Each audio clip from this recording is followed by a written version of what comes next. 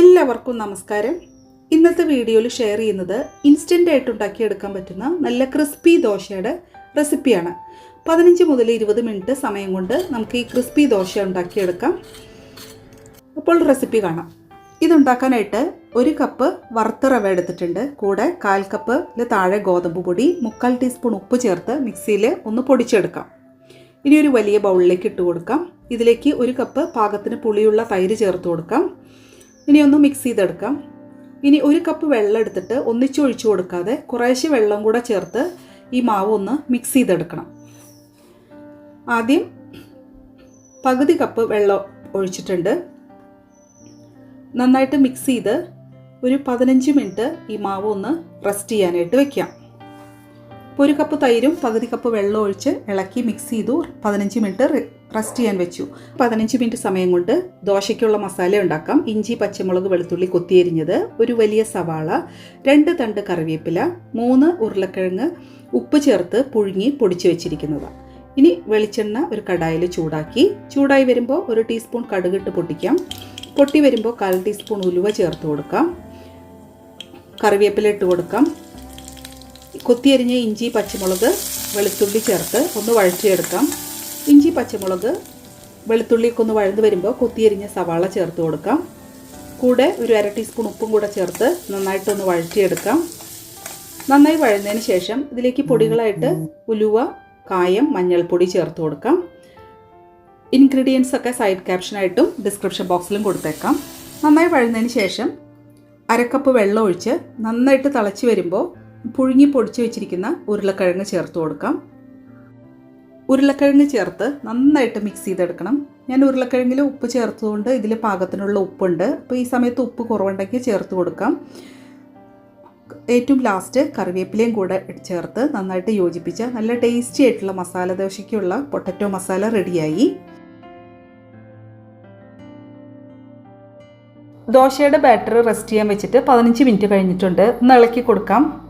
ഇനി ഇതിലേക്ക് 1/4 ടീസ്പൂണിലും താഴെയായിട്ട് ബേക്കിംഗ് സോഡ ചേർത്ത് കൊടുക്കണം. 1 ടേബിൾ സ്പൂൺ വെള്ളത്തിൽ ബേക്കിംഗ് സോഡ മിക്സ് ചെയ്തെടുത്തിട്ട് ഈ ദോശയുടെ ബാറ്ററിലേക്ക് ഒഴിച്ച് മിക്സ് ചെയ്യാം.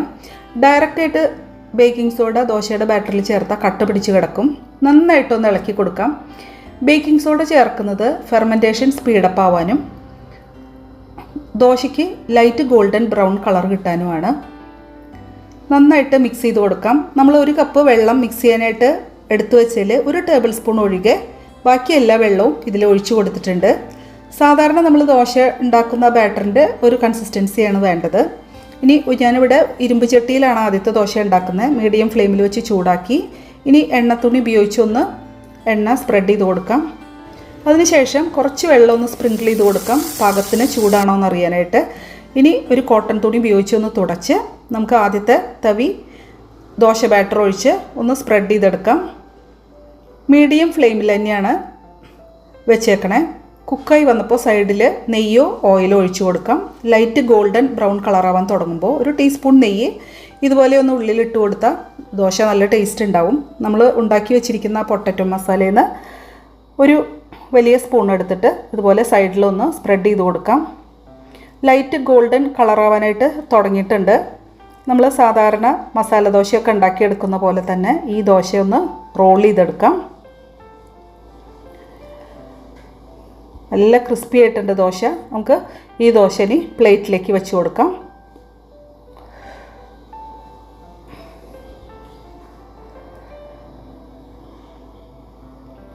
അടുത്ത ദോശ നമുക്ക് നോൺ സ്റ്റിക്ക് പാനിൽ ഉണ്ടാക്കാം. മീഡിയം ഫ്ലെയിമിൽ നോൺ സ്റ്റിക്ക് പാൻ ചൂടാക്കി എണ്ണ തുണി വെച്ച് ഒന്ന് തുടച്ചു. അത് കഴിഞ്ഞ് വെള്ളം സ്പ്രിങ്കിൾ ചെയ്തു കോട്ടൺ തുണി ഉപയോഗിച്ച് ഒന്ന് തുടച്ച് ദോശ സ്പ്രെഡ് ചെയ്തെടുക്കാം.